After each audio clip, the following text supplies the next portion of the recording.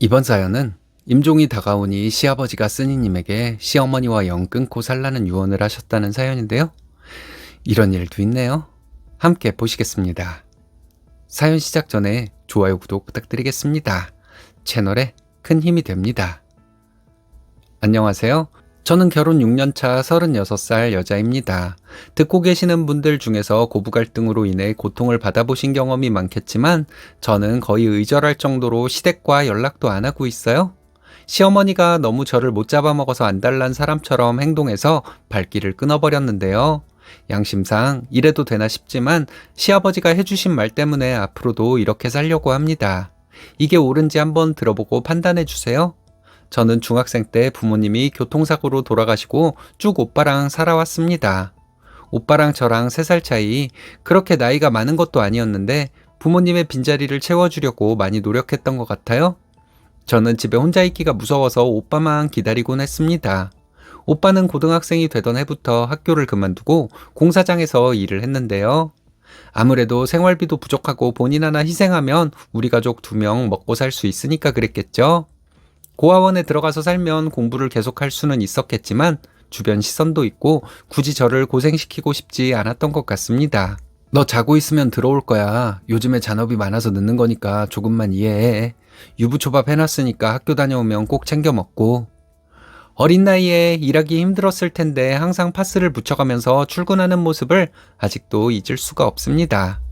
저는 오빠의 고생이 헛되지 않았으면 하는 마음에 공부를 열심히 했고 상위권 대학에 진학할 수 있었어요. 이제 우리한테는 밝은 미래만 남아있을 것이라고 생각했는데요. 하지만 하늘도 무심하지 저에게 그렇게 쉽게 행복을 주지는 않더라고요. 대학 합격 연락을 받던 날 알바에서 번 돈으로 오빠에게 근사한 저녁 식사를 대접하려고 했는데 예상 외에 전화가 걸려왔습니다. 오빠는 저를 만나러 달려오던 길에 음주운전을 하던 차에 치여서 사고를 당했고 그 자리에서 머리를 크게 다쳐 하늘나라로 가버리게 되었어요. 차갑게 식어있는 오빠의 모습을 보니까 세상이 무너지는 것 같았죠. 그동안 부모님이 안 계셔서 서러운 순간도 많았고 고아라고 차별받은 것도 많았지만 오빠 덕분에 참을 수 있었는데 이렇게 가버리다뇨. 의지할 곳도 하나 없는 세상에서 저는 완전히 혼자가 되어버렸고 견딜 수 없을 정도로 괴로웠던 나머지 대학도 가지 않고 집에서 술만 마시면서 거의 죽은 사람처럼 있었습니다. 1년쯤 지났을까요? 그날도 어김없이 술을 마시려고 몸을 일으키다가 수능 전날 오빠가 저에게 써준 편지를 발견하게 되었어요. 저에게 이 세상이 아무리 험난해도 우리 둘은 절대 안 좋은 길로 가지 말고 잘 살아보자고 써놨더라고요. 그 글을 본 순간 이렇게 살면 안 되겠다는 생각이 들면서 오빠를 위해서라도 다시 삶을 바로잡고 사람답게는 살아보자고 다짐했습니다. 나를 위해서 희생해준 사람들을 위해서라도 정신 차리고 살아야지. 그 뒤로 직업학교에 다니며 자격증을 땄고 운이 좋게도 바로 중소기업 사무직으로 들어갔습니다. 그리고 거기서 오빠랑 비슷한 점이 많은 남편을 만나게 되었어요. 무뚝뚝한 저를 웃게 해주려고 항상 노력했고 제가 먹고 싶어 하는 것들, 관심 있어 하는 것들을 유심히 받았다가 꼭 저에게 주었죠. 땡땡씨가 웃었으면 좋겠어요. 세상에 아무도 없다고 생각하면 너무 슬프잖아요. 제가 옆에 있을 테니까 웃으면서 살아요. 가족도 아닌 이 사람이 저에게 이렇게까지 해주는 게 어색하기도 했지만 저도 여자인지라 마음이 조금씩 열렸고 결국 결혼까지 하게 되었습니다. 남편과 함께라면 뭐든지 이겨낼 수 있을 것 같았어요. 항상 어떤 일보다 제가 먼저 했고 제 걱정을 많이 해주는 사람이었기 때문입니다. 그리고 그 다정한 성품은 시아버님을 그대로 닮은 거였고요. 처음 인사를 드리러 갔을 때 제가 고아나 마찬가지인 것을 알리면 어떻게 볼지 걱정이 많이 했는데요. 아무래도 그동안 저에 대해 안 좋은 시선으로 보는 사람들도 많았고 뒤에서 욕하는 경우도 다반사였으니까요. 하지만 시아버지는 고단한 인생을 살았겠구나. 우리 집에서 그 상처들 다 치유하고 행복하게 살면 좋겠어. 라고 하면서 제 손을 꼭 잡아주셨습니다. 따뜻하게 제 등을 토닥여 주시면서 말씀해 주시는 걸 듣고 저는 호흡곤란이 올 정도로 울었습니다. 부모님과 오빠가 너무 그립고 원망스럽기도 하더라고요. 그래서 엉엉 울었는데 저희 시아버지는 제 마음을 모두 이해한다는 듯이 제가 다 울기를 기다려 주셨습니다. 그 뒤로도 시아버지는 구태여 저희 회사 앞까지 와서 점심도 먹고 저랑 같이 영화도 보러 다니면서 한 가족이 되어주려고 노력하셨고, 저도 시아버지의 기대를 저버리지 않으려고 더 악착같이 살았던 것 같아요. 그러다가 재작년쯤부터 시아버지 건강에 이상이 생겼습니다. 어릴 적부터 탄광에서 일을 하셨고 이리저리 몸을 사리지 않고 가족을 위해 희생하셨다 보니까 폐가 약해져 있는 상태였거든요. 기침을 자주 하시곤 했는데 나이가 70을 넘어가니까 피를 토해내기 시작하시더라고요. 저는 아버님이 너무 걱정이 되어서 병원에 가봐야 한다고 했어요. 아이고, 됐어. 몸이 말을 안 들을 때도 됐지 뭐. 시아버지는 이런 식으로 넘기셨습니다. 그런 게 아니라 얼른 병원에 가셔야죠. 큰일이면 어떡해요. 시아버지는 항상 요란 떨 것 없다면서 걱정하지 말라고 하셨지만 결국 상태는 점점 더 심각해졌고 결국 폐암 판정을 받았습니다. 아버님, 그러니까 제가 빨리 병원 가자고 했잖아요. 이게 뭐예요? 아버님 없으면 저 이제 어떻게 살아요? 저는 슬퍼서 시아버지를 잡고 엉엉 울었고 시아버지는 마음이 쓰이셨는지 병원 가면 나을 거니까 걱정하지 말라고 하셨어요. 며느리가 너무 힘들까봐 자주 병원에 오라고 하시면서 꼭 덧붙여 주신 말씀이 하나 있었는데, 네 시어머니가 너한테 심통을 부릴까봐 걱정이 많이 된다. 되도록 부딪히지 말고 너무 심하다 싶으면 나 생각하지 말고 그냥 영 끊고 살아. 시어머니의 히스테리를 굳이 참지 말고 그냥 갈라서라는 말이었습니다. 저희 시어머니는 성격이 정말 이상하고 시아버지와는 완전 딴판이에요. 동네에서 모르는 사람이 없을 정도로 싸움닭이고 오죽했으면 슈퍼 아줌마도 저희 시어머니가 가면 물건을 안 팔 정도로 온갖 군데 사람들하고 트러블이 있는 양반이거든요.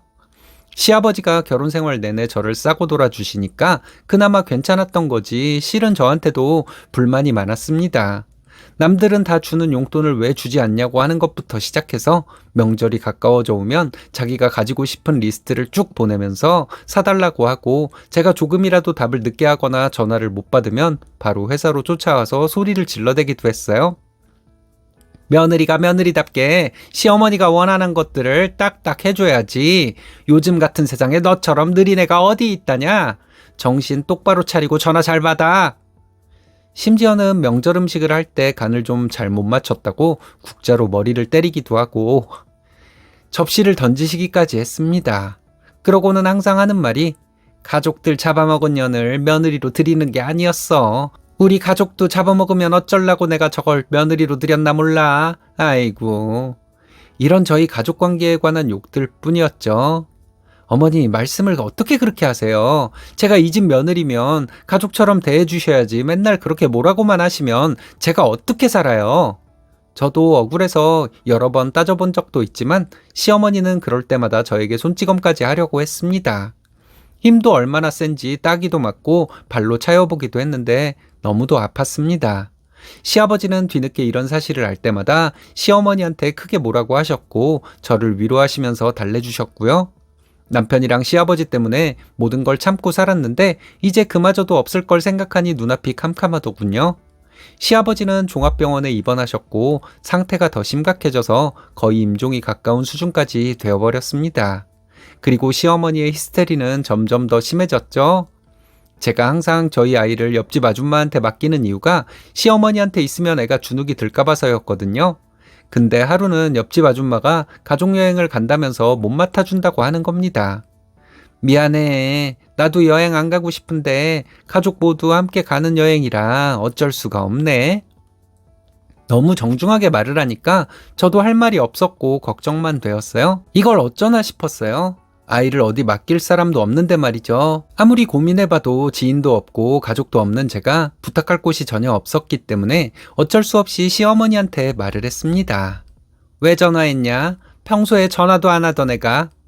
시어머니는 제 전화를 퉁명스럽게 받았고 저는 어쩔 수 없으니까 눈 딱 감고 말하자는 심정으로 여차저차해서 아이를 하루만 봐달라고 부탁을 했어요. 솔직히 자기 피가 안 섞인 애도 아니고 손자인데 그 정도는 당연히 해줄 수 있는 거 아닌가요? 근데 하는 말이 네가 나한테 돈이라도 맡겨놓고 지금 이런 말을 하는 거냐? 내가 뭐 집에서 노는 사람도 아니고 맨날 남편 병수발한다고 힘든데 네 자식까지 나한테 맡긴다고? 였습니다. 갖은 생색을 다 내면서 결국 아이를 맡아준다고 하길래 저는 괜한 트집 안 잡히려고 아이 이유식도 다 만들어서 드리고 아이 물건들도 차곡차곡 정리해서 가져다 드렸어요. 그리고 10만 원이 든 봉투도 드리면서 이야기했습니다. 어머니, 이거 3시간에 한 번씩 먹여야 하니까 꼭 챙겨주시고 울거나 보채면 여기 쪽쪽이 주시면 돼요. 전화 빨리 받을 테니까 무슨 일 있으면 연락 달라고 신신당부하고 회사로 갔는데요. 그런데 출근한 지 한 2시간쯤 되었을까요? 시어머니한테 불이 나게 전화가 오는 겁니다. 솔직히 저희 아이가 거의 소문난 순둥이라 할 정도로 울거나 속 썩이는 일이 없는데 이렇게 전화가 온다는 건 엄청나게 큰일이라는 말이잖아요. 그래서 바로 시댁으로 달려갔습니다.